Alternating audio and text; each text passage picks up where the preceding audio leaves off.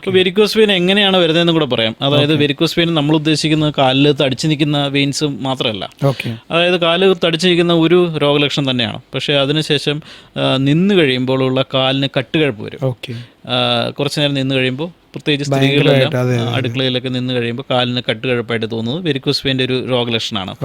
അത് മാത്രമല്ല, muscle cramps, ചില ആൾക്കാർക്ക് മസിൽ കയറുന്ന പോലെ തോന്നാം, അതും ഒരു രോഗലക്ഷണമാണ്.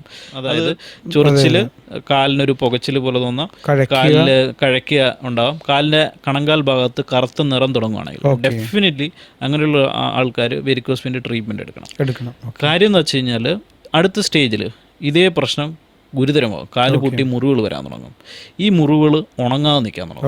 അപ്പോൾ പിന്നെ വർഷങ്ങളായിട്ട് ഉണങ്ങാത്ത, ദുർഗന്ധം വമിക്കുന്ന, പുഴുക്കളായിരിക്കുന്ന വ്രണങ്ങളുമായിട്ട് നടക്കേണ്ട ഒരു അവസ്ഥ ഈ പേഷ്യൻ്റ് വന്നേക്കാം. അത് വരാതിരിക്കാനായിട്ടാണ് നമ്മൾ നേരത്തെ ഇത് ചികിത്സിക്കണം എന്ന് പറയുന്നത്.